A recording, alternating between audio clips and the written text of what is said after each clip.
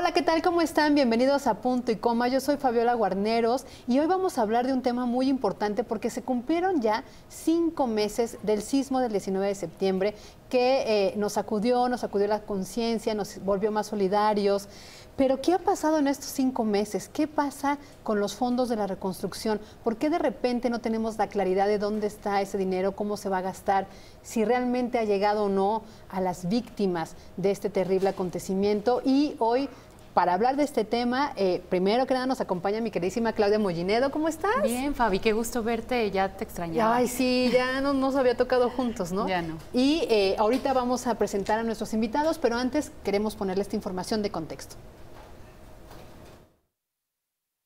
El comisionado para la reconstrucción de la Ciudad de México, Ricardo Becerra, renunció a su cargo el viernes pasado, argumentando que la Asamblea Legislativa del DF no estaba destinado los 8 millones de pesos de los fondos para la reconstrucción a las necesidades más urgentes de damnificados del sismo del 19 de septiembre del año pasado. En la última entrevista que dio como comisionado, dijo que las zonas de la ciudad que requieren atención más urgente son Iztapalapa, Tláhuac y Xochimilco, una zona donde se profundizaron las grietas ya existentes y miles de casas resultaron dañadas. Por la magnitud, pero también por la condición de pobreza y de vulnerabilidad en la que se viven en estas delegaciones, pues sin duda constituyen un tema prioritario para la reconstrucción. Nosotros estaríamos esperando que este año y la mitad del año 2018 fueran el año de la reconstrucción en esas zonas, que pudieran llegar pronto a la normalidad. En la entrevista que dio para Imagen el jueves 15 de febrero, un día antes de renunciar, Becerra dijo que las 3 necesidades urgentes de la reconstrucción son demoler más de 130 edificios en riesgo de colapso, terminar estudios de suelo para determinar dónde se puede construir y dónde no, y darle certeza jurídica a los damnificados, dándoles un documento legal que los acredite como afectados.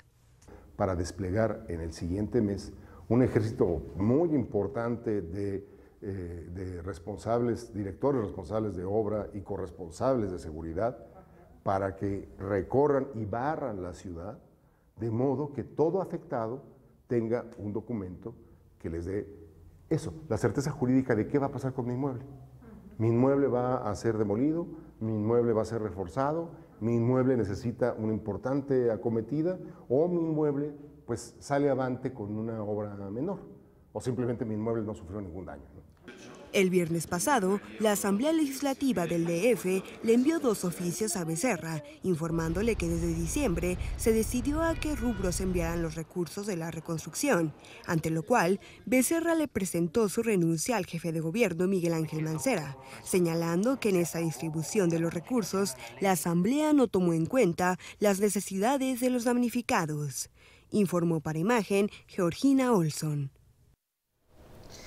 Pues ya ven este tema donde todavía hay demasiados pendientes, donde hay muchos damnificados, donde no hay todavía certeza jurídica para todas esas víctimas, para los familiares de las víctimas. En fin, de este tema vamos a hablar y hoy en el estudio nos acompaña Carlos Flores Vargas, el ex coordinador general del programa de reconstrucción. ¿Cómo estás?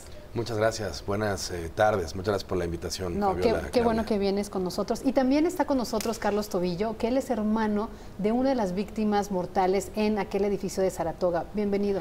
Hola, ¿qué tal? Mucho gusto. Y gracias de verdad por tu tiempo y por la disposición para hablar.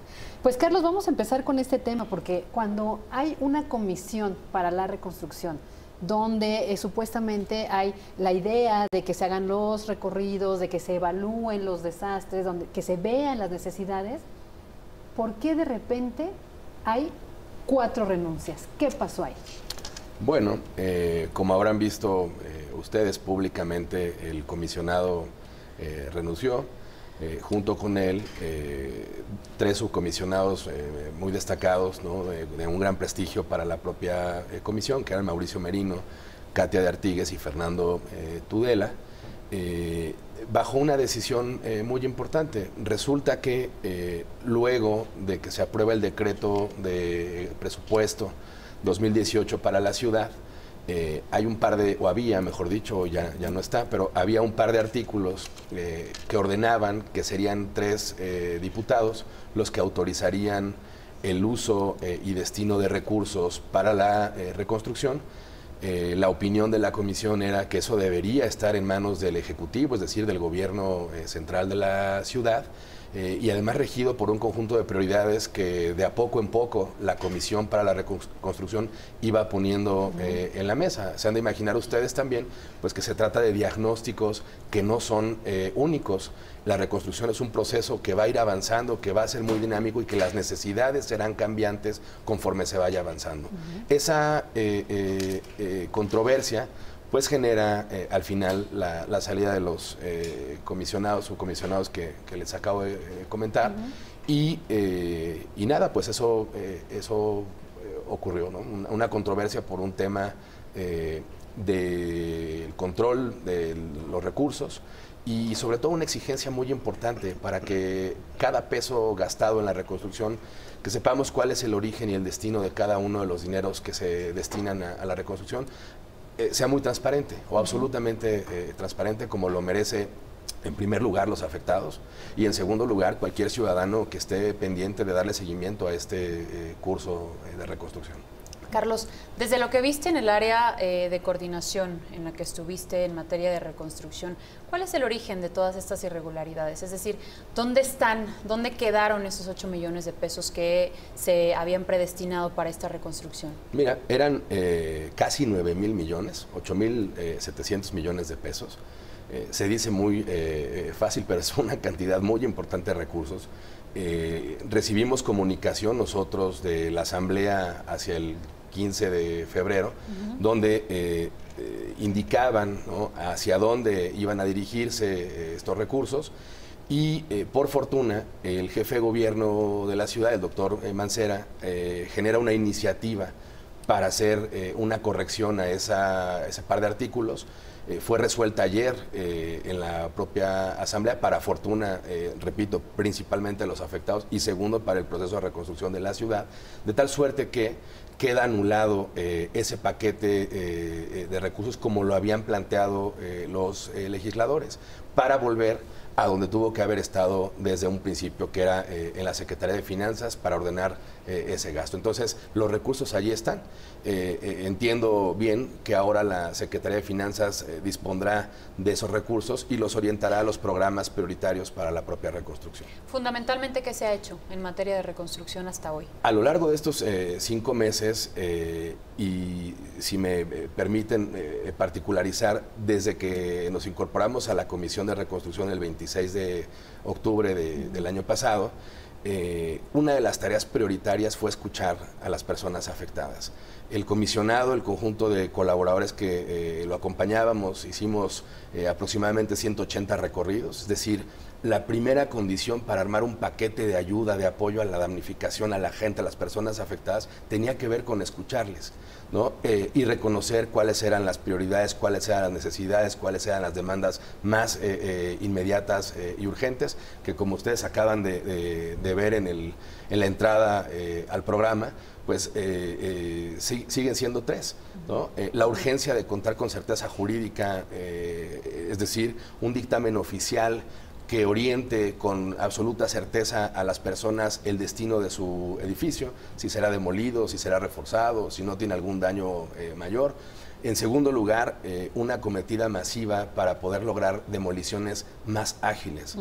Se llama anular el riesgo, decíamos nosotros, porque ya no solamente es para quienes lo habitaban, sino para los vecinos colindantes, para los transeúntes, ¿no? Para los automovilistas que circulan por las calles donde estos edificios aún están de pie.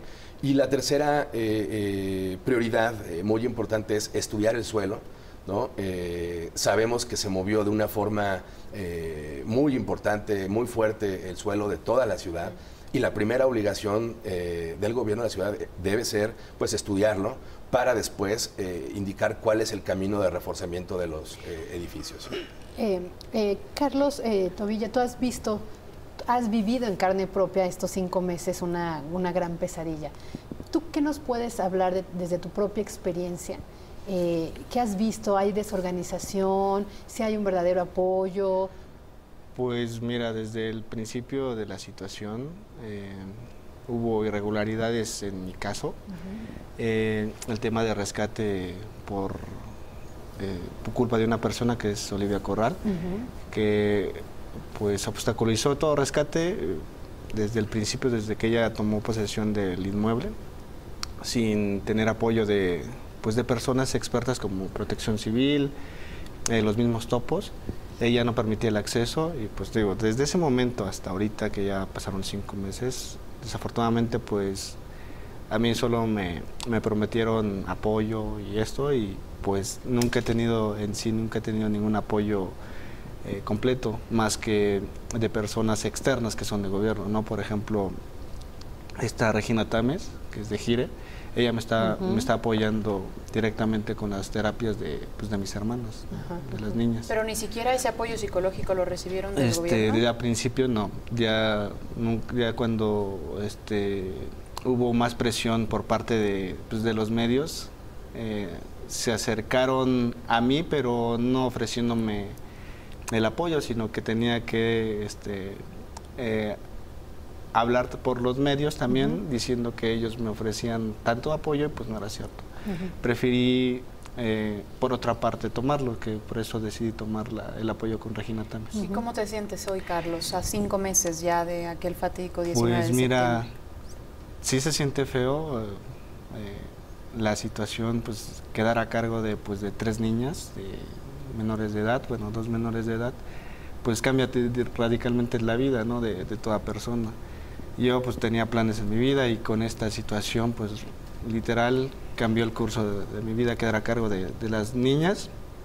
Pues en ese momento pues yo no perdí el empleo, mi edificio, lo perdí porque el edificio donde estaba también se dañó. Sí.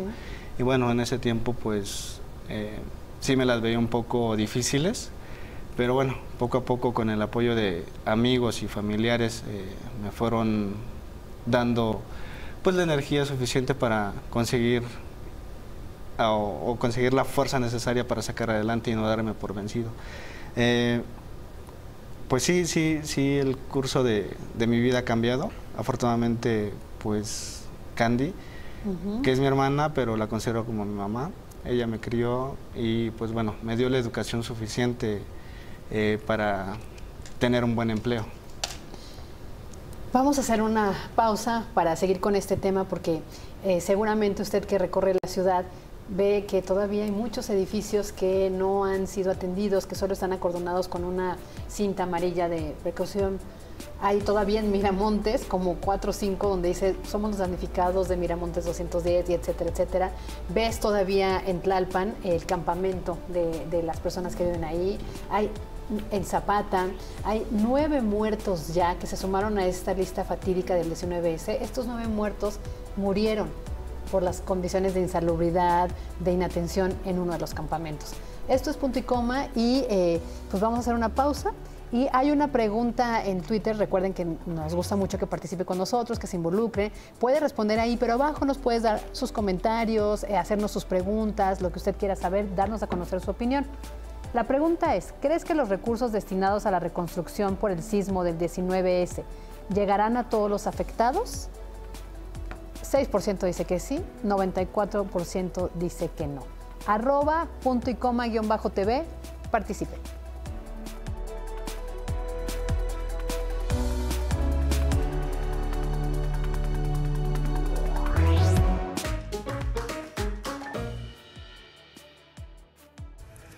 A 5 meses del sismo del 19 de septiembre, el gobierno de la Ciudad de México ha erogado 257 millones de pesos para el proceso de reconstrucción. Al encabezar el informe sobre las acciones realizadas a 5 meses del sismo, Mancera Espinosa detalló que de este monto, 153 millones de pesos fueron destinados al apoyo para renta y ha entregado 1.913 cheques para ayudar a la ciudadanía a reparar sus inmuebles. Actualmente se encuentra en proceso de integración administrativa el expediente de 11 edificios que fueron totalmente demolidos. Se estima que hagamos una inversión ahí de poco más o menos 500 millones de pesos. En el antiguo Palacio del Ayuntamiento, señaló que hasta la fecha, la Secretaría de Obras ha concluido la demolición de 16 inmuebles. Están en trabajo de demolición otros 26 y están en los trabajos preliminares otros inmuebles ubicados en Hamburgo, Cerrada de Palomares, Prolongación División del Norte, Campanilla y Gitana. Mancera Espinosa aseveró que durante estos 5 meses después del sismo, la afluencia del turismo no ha cesado y ha dejado una derrama económica de 22,000 millones de pesos, aunado a 42,200 millones, resultado de la actividad hotelera. Durante 2018, en este primer arranque, en estos primeros meses, la ocupación hotelera ha alcanzado el 64.59 en promedio, lo que nos lleva a 3.9 de avance porcentual por encima de lo registrado en el mismo periodo de 2017. Destacó que la Agencia de Gestión Urbana ha avanzado en la rehabilitación de escuelas afectadas por el sismo a través de la Agencia de Gestión Urbana, pues de las 444 programadas, solo restan 93. Respecto a las grietas registradas en la Colonia del Mar en Tláhuac, señaló que ya se trabaja en la excavación de 5 pozos con 12 metros de profundidad para inyectar una mezcla de cemento en las calles de Aleta y Gitana para estabilizar el suelo. Mancera Espinosa dijo que el sistema de altavoces cuenta con una cobertura de 90%, lo cual ha ayudado a prevenir a la población con más de 1 minuto de antelación en caso de sismo. Nos dieron en el primero, en el del 17 de febrero, 72 segundos de anticipación con la alerta sísmica, y el segundo, el del 19 de febrero, nos dio una ventaja de resguardo de 80 segundos. Para Imagen, con información de Paulina Silva. Evidentemente hoy ya estamos un poco más preparados de aquel 19 de septiembre para recibir la llegada de un sismo. Lo vimos este viernes, ya lo anunciaba justamente Mancera. A mí me gustaría regresar contigo porque me gustaría preguntarte, Carlos, ¿qué sentiste al saber que tu hermana estaba debajo de los escombros y que además era la única que estaba debajo de los escombros de ese edificio caído? Pues incertidumbre, el llegar ahí, pues no ver apoyo para poderla sacar de nadie, pues te quedas con un hueco en el corazón porque pues no sabes qué hacer. Los militares que estaban ahí tampoco permitían el acceso. Desafortunadamente, te digo, el miedo te invade todo, no sabes qué hacer. A mí me invadía pues el temor de que qué iba a hacer, qué hago, ¿no? Cómo lo resuelvo, cómo puedo apoyar ahorita la situación y pues te digo, desafortunadamente pues el apoyo llegó demasiado tarde. Pero, ¿cómo te dieron la noticia, Carlos? Pues mira, yo en el transcurso de los 3 días que estuve ahí, pues jamás me moví del lugar. Esa misma noche del 19, entré como a las 11 de la mañana, yo escuché los gritos de ella, bueno, no solo yo, varios vecinos, escuchamos que gritaba, tocaba el metal, los militares los escucharon y aún así pues no pidieron ayuda hasta el siguiente día. Llegan militares, llegan marinos con el escáner, hacen el escaneo, los marinos les dan las órdenes a los militares que sí está viva, que detectan señales de calor, que tienen que pedir ayuda correspondiente. Lo cual el militar, bueno, los marinos se van, el militar me llama, me dice que tenía que resignarme, que ellos no iban a hacer nada, que a pesar de que escucharon los gritos, ellos no podían hacer nada y no podían solicitar la ayuda pertinente porque la ciudad era un caos y no iban a desperdiciar todo un equipo para rescatar a solo una persona. ¿Por qué? ¿Por qué, Carlos? ¿Qué nos hizo falta ese 19 de septiembre para tener tantas pérdidas humanas y una de ellas, por ejemplo, la hermana de Carlos? Mira, no correspondió propiamente eso al trabajo de la Comisión para la Reconstrucción, pero mi impresión a título personalísimo es que la ciudad no está suficientemente preparada para atender un conjunto de desastres, sea el caso del sismo, y no hay aún un conjunto de protocolos suficientes que nos permitan no solamente atacar masivamente la emergencia, ¿no? El rescate de personas con vida y de fallecidos también, sino que tampoco estamos suficientemente preparados para saber qué hacer y cómo ordenarnos como sociedad, como ciudadanos en la calle. Yo decía a mis compañeros de oficina en la Comisión para la Reconstrucción que nos han enseñado a evacuar inmuebles, pero una vez que estamos en la calle, no sabemos cuál es el siguiente paso. Claro. Y ese, por ejemplo, fue un objetivo central de los 45 programas que constituyen el programa de la reconstrucción, establecer nuevos protocolos de seguridad humana. Lo importante son las personas, lo importante es la seguridad de la gente, y en eso, bueno, falta mucho por hacer, hay que reconocerlo así, sin titubeos, la verdad. Carlos, ustedes me platicabas antes de entrar al aire que hicieron un sinnúmero de recorridos por las calles. Sí. Platícanos un poco, ¿qué viste en esos inicios cuando hicieron sus recorridos y qué ha cambiado? ¿A 5 meses seguimos igual? ¿Hemos avanzado? ¿Se ha hecho algo? ¿No se ha hecho nada? El primer día que el comisionado Ricardo Becerra toma posesión, la primera cosa que decide hacer es salir a la calle, enfrentar el tema desde donde existe, sí, ¿no? Claro. Y su primer punto de recorrido fue Iztapalapa. Desde ese día a la fecha en la que dejamos la comisión, hicimos 185 recorridos, ¿no? Pudimos dialogar y conversar con alrededor de 6,000 personas, ¿no? Eso es lo que estimamos. Y recorrimos no solamente la afectación para visualizar inmuebles derruidos al borde del colapso, lastimados, sino para atestiguar dramas, tragedia, ¿no? De personas que como Carlos, ¿no? Perdieron familiares, amigos, ¿no? Y otros que veían esfumarse en un breve lapso su patrimonio, sí, claro, de construcción de toda una vida. Vimos de todo, ¿no? Decíamos que, por ejemplo, en Tláhuac, pues por ahí pasó el diablo, ¿no? Las grietas que ustedes acaban de poner en el reportaje, vistas en el sitio, son impresionantes, y el drama de esas colonias es mayor, porque además toca, decimos nosotros, a la periferia de la ciudad, aunque no es una periferia realmente, pero en Iztapalapa, Tláhuac y Xochimilco, el daño por el suelo fue mayúsculo. Pueblos enteros como San Gregorio, la Colonia del Mar, ¿no? Galias en Iztapalapa, Lomas Estrella, dejan ver un rostro de una ciudad francamente con una magnitud de daño muy importante, y que no hay que escatimar en minimizar eso. La verdad, hay que decir las cosas como fueron. Seguramente muy pocos hicimos recorridos en la calle, pero los funcionarios teníamos esa responsabilidad, y vimos, ese drama importante. El segundo, en la zona más central, ¿no? En Portales, donde estaba ubicada el condominio donde vivía la Cande, la hermana de Carlos. Bueno, es una de las 13 colonias que mayor afectación tuvo en la ciudad, ¿no?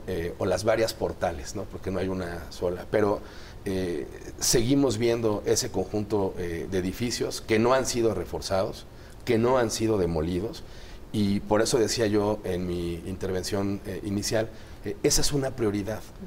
Anular el riesgo es una obligación de los funcionarios del gobierno de la ciudad para la ciudadanía, ¿no? Y cambiarle el rostro, ¿no? Poco se ha avanzado. La comisión tomaba ya un curso cada vez más ágil. Ya había un programa para la reconstrucción que presentamos al señor jefe de gobierno el día 12 de enero, con 45 acciones diversas. Una, la que les dije, de incorporar nuevos protocolos de seguridad humana, pero también programas de estudio de suelo, estudios técnicos para el tratamiento de las grietas, ¿no? Programas de asistencia de vivienda. Buscábamos reforzar incluso el programa de apoyo para renta para esas decenas, centenas de familias que hoy no viven en su hogar, que no están en la calle, pero les está costando vivir al haber perdido su espacio, y a muchos más que están alrededor de esos edificios muy lastimados, que no pueden volver por el riesgo de que se les venga encima, o de estar a la expectativa de un dictamen oficial para saber si es riesgoso o no y poder volver, ¿no? Bueno, antes justo las renuncias se dan minutitos antes del sismo de la semana pasada, el viernes antepasado, que también nos sacudió. Te lo digo, aquí como medios de información, además, la primera preocupación que teníamos a ver qué había pasado o no, era ir a recorrer, que hubiera un reportero, fotógrafo y camarógrafo en aquellos edificios que estaban en riesgo y que no habían sido demolidos. Porque si el temblor hubiera sido de una magnitud mayor, no te quiero contar qué hubiera pasado con esos nuevos derrumbes. Entonces siento que ahí hubo como omisiones, o sea, vamos demasiado lento, ¿no? Yo comparto tu apreciación. Nosotros decíamos agilizar las demoliciones en un plan, digamos, más ambicioso, con una cometida de mayores empresas para que rápidamente anulen ese riesgo. Es vital, es importante. Aquí va a temblar. Hoy, mañana, esa es una certeza que tiene la ciudad, es una certeza sísmica, ¿no? Sabemos que aquí va a temblar en cualquier momento, estamos sobre una zona vulnerable, ¿no?, para los sismos, y no podemos perder más tiempo esperando a ver a qué hora se demuelen y se anula el riesgo, al menos de esos inmuebles, que hasta donde yo me quedé la semana pasada eran alrededor de 120, ¿no?, los que están en esa categoría, más los que deben reforzarse, que también son varias decenas de edificios. Pues vamos a hacer una pausa, ¿te parece, Clau? Me parece muy Vamos bien. a hacer un punto y coma, regresamos con ustedes. Por favor, participe. Estamos muy pendientes de todos sus comentarios en redes sociales y la pregunta en @punto y coma _TV. ¿Crees que los recursos destinados a la reconstrucción por el sismo del 19S llegarán a todos los afectados? Es que estaba viendo la respuesta. 5% dice que sí, 95% dice que no. Participe, por favor.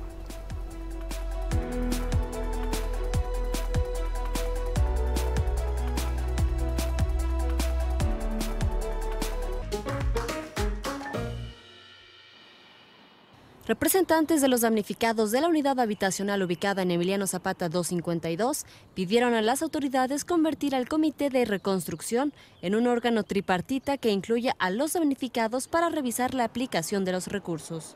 Nuria Aguilera Fernández, damnificada, señaló que este comité deberá agregar 2 agrupaciones más, uno conformado por especialistas en materia de construcciones y fiscalización de recursos, así como otro integrado por representantes de damnificados. Nosotros tenemos que estar dentro de eso para además fiscalizar el dinero que a nosotros nos lo mandaron. Ese dinero no les pertenece a nadie más que a nosotros.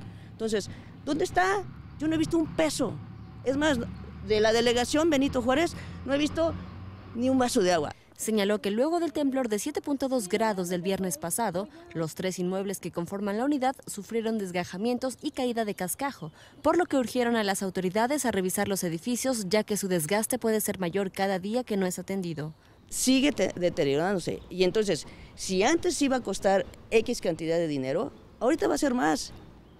Y si nos esperamos otros 5 meses, pues igual y ya no, ya ni siquiera va a ser reconstruido. Luego de la renuncia de Ricardo Becerra como comisionado de la reconstrucción de la Ciudad de México, los damnificados dijeron sentirse sin rumbo, pues todo deberá empezar de nueva cuenta. Ya venía el dictamen, que se iba a apuntalar aquí, la Torre C, para hacer el dictamen oficial, ya estaba firmado, ya el arquitecto Catañ se había hecho los planos, el estudio de suelo, y con esta renuncia, de verdad, estoy asustada. Yo no sé si de verdad es tener el dictamen oficial o es regresarnos al 20 de septiembre y estar en cero. Los vecinos hicieron un llamado al jefe de gobierno Miguel Ángel Mancera para no dejar el cargo sin antes resolver los pendientes de la reconstrucción, pues a 5 meses aún no hay indicios de que se pueda reconstruir su edificio. El capitán del barco no abandona el barco, o sea, salva a su gente, salva a la gente que está ahí, salva a su equipo de trabajo, y él es el último en abandonar el barco.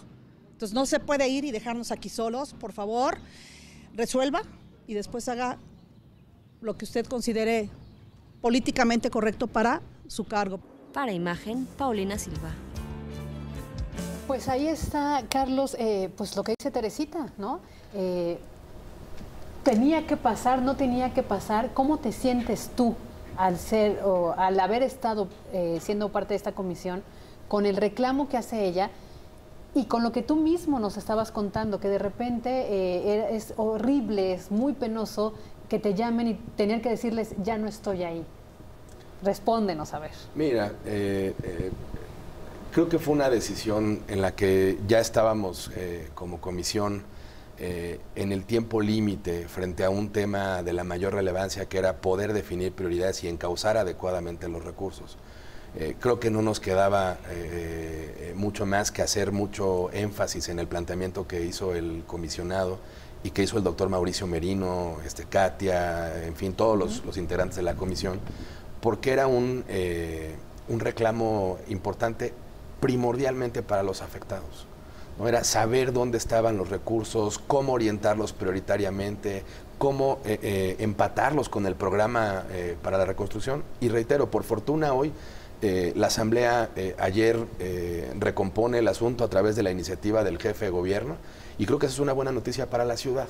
Ahora, personalmente, a lo largo de estos meses breves, o breve paso por la Comisión para la Reconstrucción, digo yo que no hay profesionalmente un reto más importante al que yo me haya enfrentado como este. Creo que mis compañeros igual. El vínculo, el diálogo con las personas es muy importante.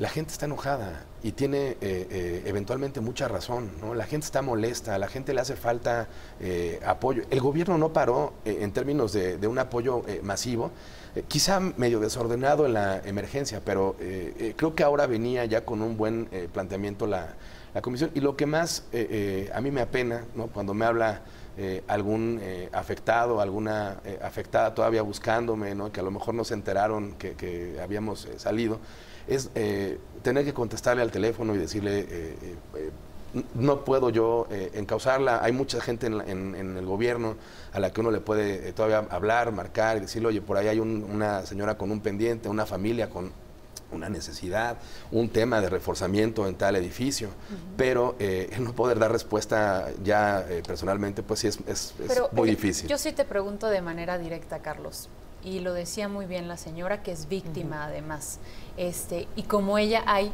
cientos y miles de víctimas, y aquí tenemos a una de ellas. ¿Por qué abandonar el barco, como bien lo preguntaba, cuando las víctimas lo único que necesitan hoy es el apoyo de la gente que sabe y que tiene toda la dedicación y que ha puesto el empeño para estar ocupando esos cargos? ¿Por qué? Porque la comisión se anulaba con el decreto de la Asamblea en los hechos.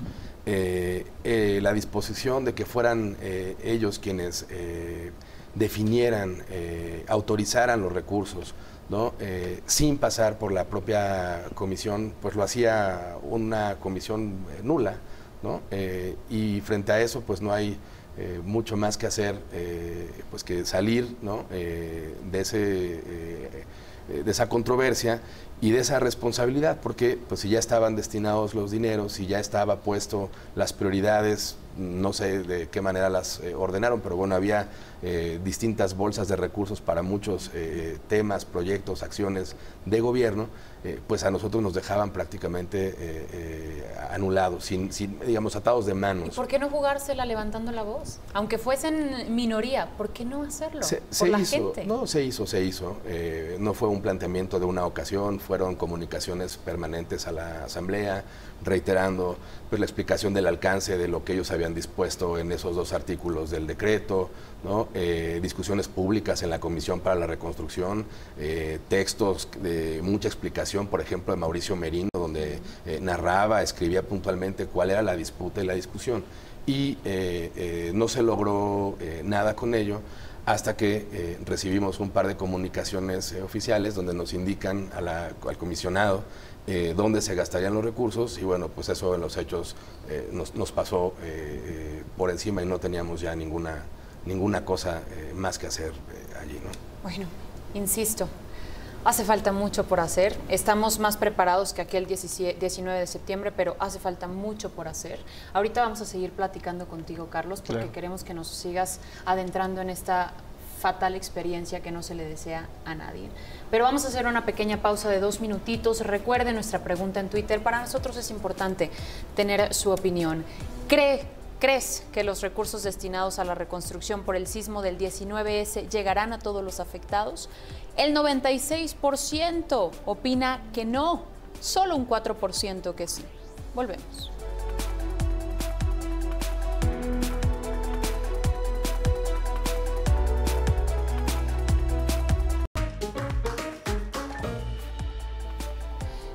Pues gracias por su participación en redes sociales. Luis Alfonso Martínez nos dice, hola, buenas tardes. Sí, son 5 meses de sismo, no he visto grandes cambios para ayudar a damnificados. Saludos. Y Francisca Sabela dice, sospechan que los desvíos son por causas electorales, sean la causa de que, o son la causa de que estos recursos están detenidos. Justo me da el pie para la pregunta, Carlos Flores, de entiendo el reclamo de Teresita, entiendo la pregunta directa de Claudia, pero era necesario que ustedes tomaran esa decisión, 5 renuncias, porque ustedes ya habían estado señalando, no hacían caso. ¿Tendría que volverse mediático para que los escucharan? Te lo pregunto porque ha pasado así con otros casos que hemos visto en la ciudad, de toda índole, de un chico desaparecido, de un intento de que la plusvalía se cobrara en el predio, es decir, si no hay un escándalo mediático, no se atiende. Y por otro lado, ¿tenían ustedes la sospecha de que esos recursos se fueran a dependencias, otros lados, porque estamos en año electoral, efectivamente? Mira, le respondo puntualmente. Creo que tan era pertinente y necesario el planteamiento como ocurrió, que una semana después el asunto de los recursos está resuelto. Sí. Y una iniciativa muy importante del jefe de gobierno para reencauzar el asunto, creo que es la mejor decisión por el bien de los afectados. Así es que sin mayores complicaciones, lo digo claramente, creo que era muy importante haberlo hecho así. De esa manera. La segunda pregunta, nosotros no teníamos, digamos, la sospecha del tema electoral, más bien la exigencia, ¿no?, de transparentar esos recursos, de saber a dónde estaban destinados y de orientarlos a prioridades. ¿Qué es lo más importante? La reconstrucción va a ser un proceso dinámico. Las demandas, las necesidades de la gente van a ir cambiando de a poco en poco. Una vez que tienen un dictamen, ya no se vuelve necesidad. Ahora se viene una necesidad de reconstrucción, de dotar de vivienda, de hacer una reparación material. Entonces, más bien era eso, ¿no? Conocer con puntualidad cuánto hay de recursos, el origen y destino de cada peso que se gaste en la reconstrucción, y de manera muy importante, pues asignarlos a donde está la necesidad más inmediata de las personas que tuvieron esta afectación y que, para mala coincidencia, el día que nosotros renunciamos a la comisión, vuelve a temblar y nos vuelve a hacer sentir la urgente necesidad de retomar este planteamiento de prioridades, porque la ciudad permanentemente está en una zona de alta vulnerabilidad.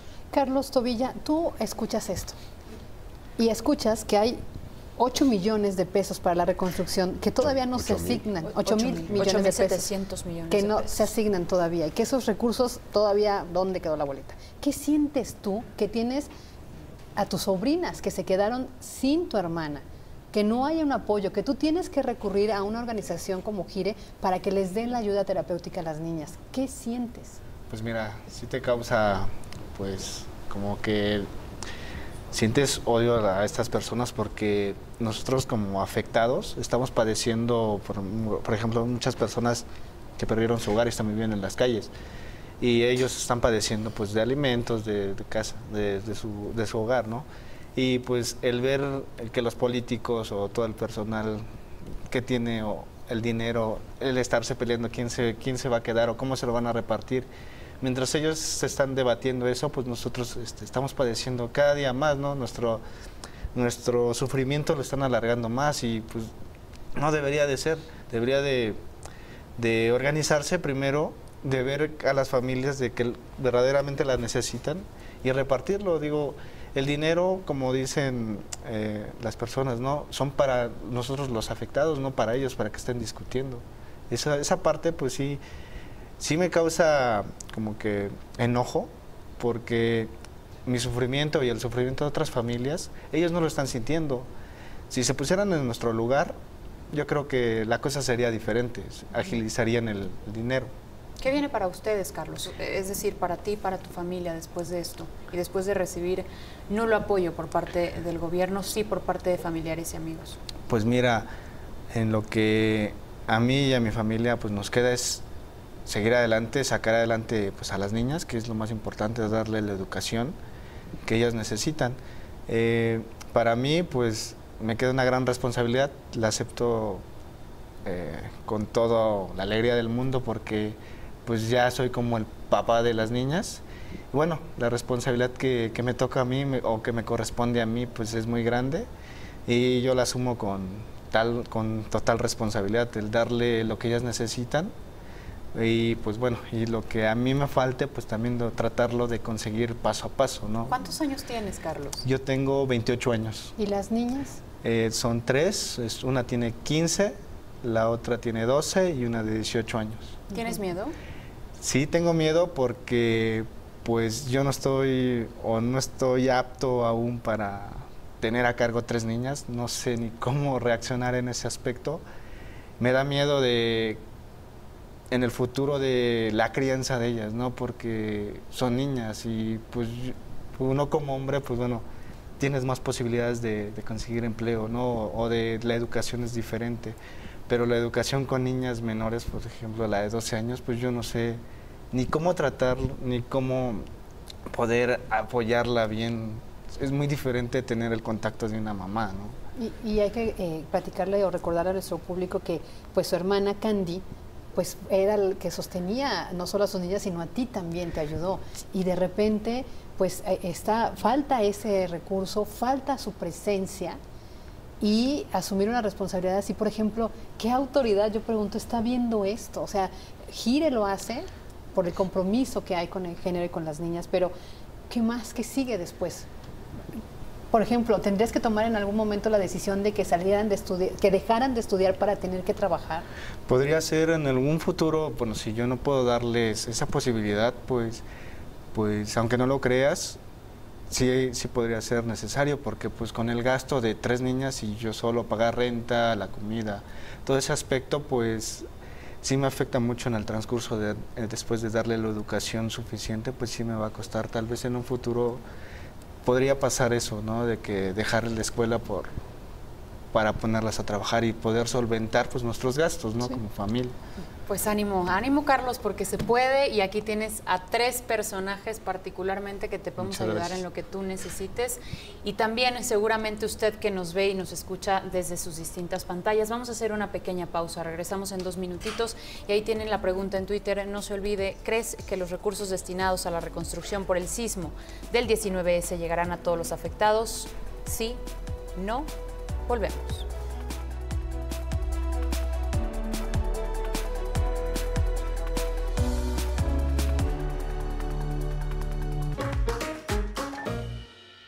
Ya estamos de regreso. Yo quiero que le preguntemos a Carlos de las historias que viste y viviste, Carlos, como coordinadora de la reconstrucción, de esta etapa de reconstrucción. ¿Con cuáles te quedas?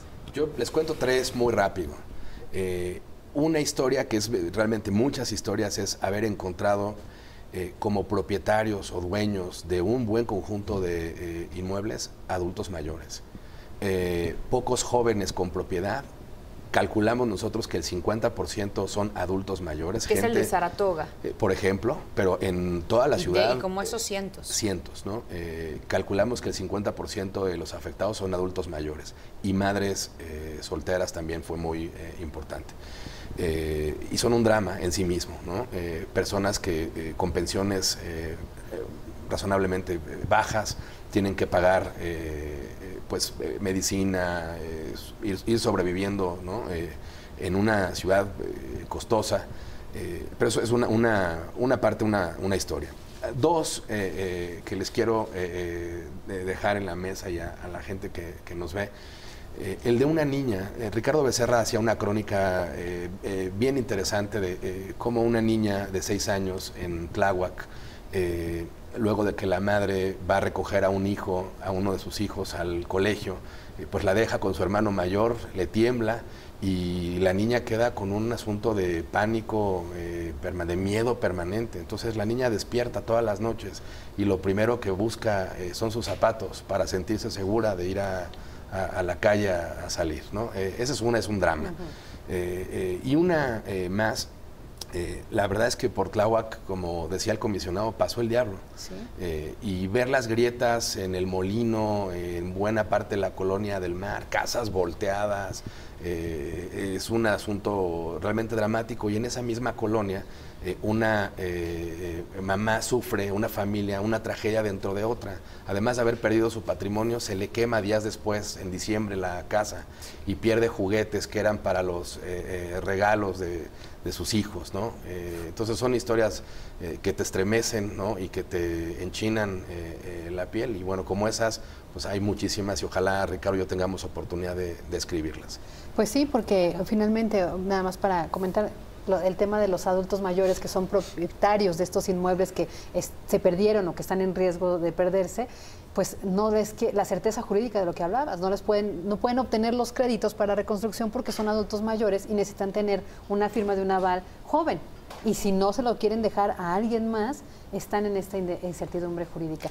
Pues Carlos Tobilla, muchísimas gracias por tu presencia. Como lo dijo Claudia, ten en cuenta que este es un espacio para ustedes, ¿no? Justo hablar de los 5 meses y cuáles son los pendientes es para ustedes y cuenta con ello y cuantas veces quieras regresar. Pues muchas gracias por la oportunidad y darme el seguimiento del caso, ¿no? Desafortunadamente, pues como yo, hay muchas familias y bueno, soy parte del grupo de los afectados y pues muchísimas gracias por el apoyo, Carlos.